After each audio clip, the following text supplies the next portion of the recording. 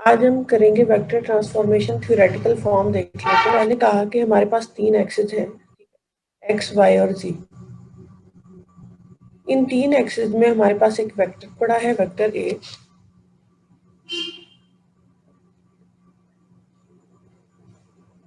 Vector A है हमारे पास। ये जो वेक्टर है ये हमारे पास लाई करता है x1, x2 और x3 में, यानी एक्स वाई जी प्लेन में लाई करता है, 3D में है। हम क्या करते हैं, वेक्टर को हम प्लेन को रोटेट करते हैं अपने। x1 हमारा x1 डैश बन जाएगा, x2 हमारा x2 डैश बन जाएगा और x3 हमारा x3 डैश बन जाएगा। आप इसे ओरिजिन के अलोंग इसको रोटेट कर दें। हमारे पास जो वेक्टर है उसकी पोजीशन चेंज नहीं होगी, हमारे पास सिर्फ एक्सिस रोटेट करेंगे। तो हमारे पास जो पोजीशन वेक्टर है उसको हम लिख लेते हैं। हमारा जो ओल्ड प्लेन है उसमें क्या है, a1 e1 hat plus a2 e2 hat plus a3 e3 hat. इसको अब हम कंबाइन लिखते हैं। कंबाइन समेशन में हम इस वेक्टर को कैसे लिख सकते हैं, समेशन क्या है, i इक्वल टू 1 ए आई और ई आई हैट। ठीक है, और i जो है हमारे पास ये 1 to 3 तक इसकी रेंज है, यानी a1 a2 और a3 को हम समेशन में ऐसे लिखेंगे। अब हमारे पास जो है ये ओल्ड वेक्टर है। अब हमारे पास जो न्यू प्लेन है उसमें वेक्टर क्या होगा, हमारे पास a1 डैश e1 डैश, ठीक है, e1 डैश हैट। इसको जब हम समेशन में लिखेंगे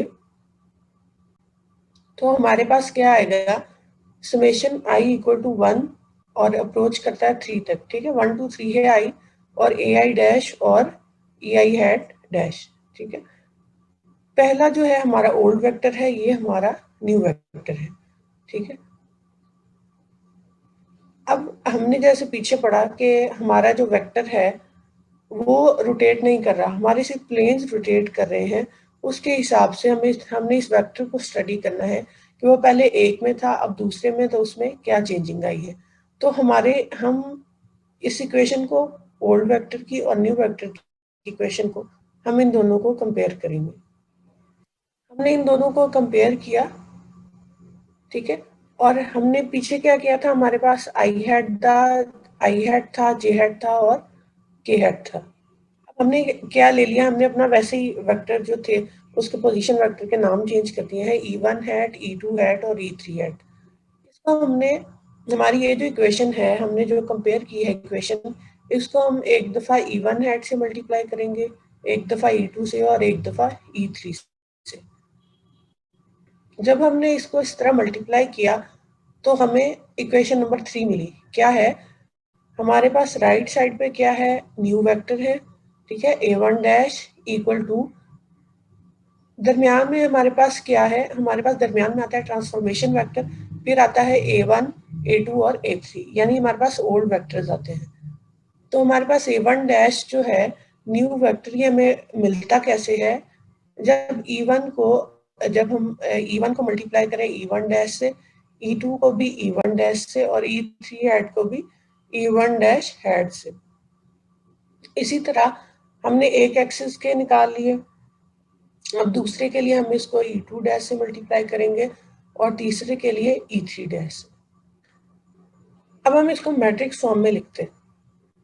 ठीक, पीछे देखें जरा क्या है, a1 हैट, a2 हैट और a3 डैश। ठीक है, ये डैश जो है हमारा जो न्यू वेक्टर है ये सारे एक साइड पे हैं और जो हमारे पास ओल्ड है वो एक साइड पे। तो हम इसको मैट्रिक्स फॉर्म में लिखेंगे, इन सबको राइट साइड पे लिखेंगे।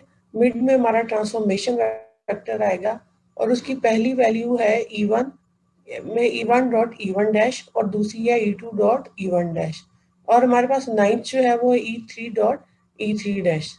ठीक, ये वैल्यूज है, हम इसको इसी फॉर्म में लिखेंगे आगे। मैट्रिक्स फॉर्म में हमने इसको लिखा, राइट साइड पे हमारा ओल्ड वेक्टर आया, ठीक है, न्यू वेक्टर आई a1 डैश, a2 डैश और a3 डैश, और राइट साइड पे हमारा ओल्ड वेक्टर आया। ठीक है, दरमियान में हमारे पास है ट्रांसफॉर्मेशन वेक्टर, जैसे हमने पिछली इक्वेशन में लिखी थी वैल्यूज, वो हमने वैसे ही उठा के यहाँ लिख दी। ठीक, अब हमारे पास E1 है डॉट E1 डैश, ये हमारे पास क्या देता है, कॉस फंक्शन। ठीक है, कॉस थीटा 1 2 भी हो सकता है, ये कॉस थीटा 2 1 भी हो सकता है, कॉस थीटा 1 3 भी हो सकता है। हालांकि अगर मेरे पास फर्ज करें E1 डॉट E1 डैश में मेरे पास कॉस थीटा 1 2 आता है, यानी 1 E1 और E1 डैश में एंगल मैंने यहाँ लिखना है, तो मैं इसको रिप्रेजेंट कर लेती हूँ लेमडा आई जे से। ठीक है, क्या है, E hat I dash dot E J hat को हम लेमडा आई जे से रिप्रेजेंट कर देते हैं। ये सिर्फ इसको थ्योरेटिकल फॉर्म में लिखने के लिए हमने ऐसे की। ठीक है, वरना ये जो हमारी वैल्यूज हैं, जैसे हमने पीछे कॉस से A dot B equal to A B cos theta से हमने वैल्यूज निकाली है, ये वैल्यूज वैसे ही निकलेंगी। बस हमने इसको सिंप्लीफाई कर दिया है थ्योरेटिकल फॉर्म को, कि हम यहाँ कॉस की वैल्यूज नहीं डाल रहे हैं, हम कह रहे हैं कि हमारे पास ये जो वैल्यूज है ये हमारे पास कॉस थीटा के बराबर है, और इन वैल्यूज को हमने नाम दे दिया है लेमडा आई जे। हमारे पास अगर कॉस है, यहाँ साइन है फर्ज करें, और यहाँ भी कॉस है, यहाँ साइन है, जो भी आएगा उसमें, ठीक है, वैल्यूज, तो हम अपनी सिंप्लीफिकेशन के लिए कह देते हैं कि हमारे पास E1 डॉट E1 डैश जो है, या कर ले EI डॉट EI डैश जो है वो इक्वल टू है लेमडा आई के। ठीक है, लेमडा आई लेमडा जे के, हम इसको, ठीक है, लेमडा आई हो जाएगा। अगर हमारे पास EI हैट है और EJ हैट है तो लेमडा आई जे हो जाएगा। ठीक है, बस ये याद रखना है, अगर मैं E1 हैट या E2 हैट है डैश, तो यहाँ मेरे पास क्या आ जाएगा, E2 लेमडा 2 1। ठीक है, ये आपने याद रखना है। ठीक है, कुछ भी आ सकता है, लेमडा 2 2 भी आ सकता है, लेमडा 2 3 भी आ सकता है, कुछ भी आ सकता है, बस आपने इन वैल्यूज को नाम दे दी। ये जो 9 वैल्यूज पड़ी है ना हमारे पास, इनको नाम दे दी एक तरह से। अच्छा, अब हमारे पास क्या है, हमारे पास जो ओल्ड वेक्टर थे, न्यू वेक्टर था, वो हमने समेशन में पीछे लिख चुके हैं हम। ठीक है, अब हम इसको दोबारा लिखते हैं ए आई डैश। ठीक है, ये हमारा क्या है, न्यू वेक्टर है। जैसे हमने पीछे समेशन में इस जो हमने वेक्टर लिया था अपना, उसको लिखा, इसी तरह हम इसको भी समेशन में लिखेंगे जो हमें नया मिला है। ठीक है, समेशन जे इक्वल टू 1 और जे है अप्रोचेस 1 to 3 तक, और हमारे पास एक वैल्यू है हमारी E I hat dot E J hat, और फिर हमारे पास हमारा ओल्ड वेक्टर। ठीक है, न्यू वेक्टर, ट्रांसफॉर्मेशन वेक्टर दरमियान में, और फिर हमारा ओल्ड वेक्टर। तो हमने पीछे भी बोला कि हम लेमडा 1 2 या लेमडा आई जे को हम ई आई जे को हम क्या कहते हैं, लेमडा आई जे। अब अगला स्टेप जो है, ये आपने इसको ध्यान से देखना है, हमारे पास ट्रांसफॉर्मेशन वेक्टर में कितनी वैल्यूज थी, 9। अब हमने क्या किया, फर्ज करें हमने अपना जो हमारा जो है प्लेन है, हमने उसको, हमारे जो वेक्टर्स वो था, हमारे जो एक्सिस थे, हमने उनको अलोंग जी एक्सिस मूव किया। ठीक है, यहाँ देख ले, अलोंग x3 मूव किया। अगर हम उनको किसी चीज के अलोंग मूव करेंगे तो उसका तो प्लेन चेंज नहीं होगा, प्लेन तो सिर्फ चेंज होगा, जो बाकी दो रह जाएंगे। ठीक है, एक दफा रिपीट कर देती हूँ कि हमारे पास जिस एक्सिस के अलोंग हम मूव करेंगे, उस एक्सिस से जो है, उस एक्सिस का हमारे पास चेंज नहीं होगा प्लेन। ठीक है, सिर्फ प्लेन हमारे पास चेंज होगा, बाकी दो एक्सिस का। तो इस हिसाब से हम कह सकते हैं कि हमारे पास एक एक्सिस की 3 वैल्यू है ट्रांसफॉर्मेशन वेक्टर में। ठीक है, अगले की 3 वैल्यूज हैं, और एक जो है वो हमारे पास जो है उसके अलोंग हम उसको रोटेट कर रहे हैं, तो उसकी तीनों वैल्यूज हमें उस तरह से काम नहीं देती। ठीक है, वो सिर्फ हमें किस में हेल्प करता है, रोटेशन में। ठीक है, जैसे हमने 3D, आपको पिछला याद हो, 3D में हमने क्या था, पहले जो हमारे दो वेक्टर्स थे, ठीक है, ए वन डैश और A2 डैश, उसमें हमें थीटा मिल रहा था, आखिरी जो था उसमें 0 0 1 मिल रहा था। ठीक है, अगर वो जी एक्सिस के अलोंग है तो 0 0 1 होगा, अगर वो वाई एक्सिस के अलोंग है तो 0 1 0 होगा, और अगर एक्सिस एक्सिस के अलोंग है तो 1 0 0 होगा। ठीक है, थर्ड जो हमारे पास जो भी आएगा वेक्टर जो है वो ऐसे लिखा जाएगा। अब यहाँ हम ये जो बात की है हमने, इसको हम समेशन में लिख देते हैं। बात क्या है कि हमारे पास 9 थे, ठीक है, 9 हमारे पास आइडेंटिटीज थी, मगर ये 9 की 9 ही हमारे पास काम नहीं दे रही, हमें सिर्फ 6 आइडेंटिटीज से हमें क्या मिल रहा है, थीटा।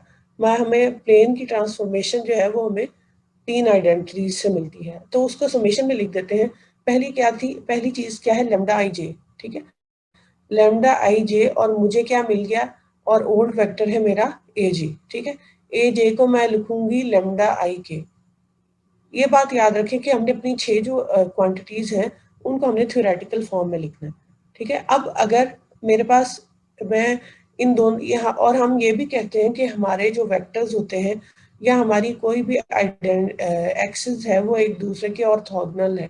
उस ऑर्थोगोनैलिटी को शो करने के लिए हम क्या करेंगे, इक्वल टू कर देंगे इसको रो जे के, ठीक है। हमने क्या किया, इग्नोर किया आई को, और हमें मिला क्या, ऑर्थोगोनैलिटी की वजह से हमें क्या मिला, रो जे के। अब ये जो हमारा रो जे के है, इसकी एक प्रॉपर्टी है कि ये हमारे पास 1 देगा जब हमारे पास क्या होगा, जे इक्वल टू के, क्योंकि ये हमारे पास ये जो lambda I J lambda I के, ये दोनों चीजें क्या है, हमारे पास डॉट प्रोडक्ट है। पीछे हमने पढ़ा है ना, लेमडा आई जे हमारे पास क्या है, डॉट प्रोडक्ट है। तो इसी तरह लेमडा आई के भी हमारे पास डॉट प्रोडक्ट है, और आई डॉट आई हमें क्या देगा, 1, ठीक है।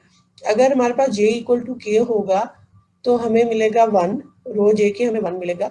और अगर मैं हमारे पास है जे इज नॉट इक्वल टू के तो हमें ये 0 मिलेगा।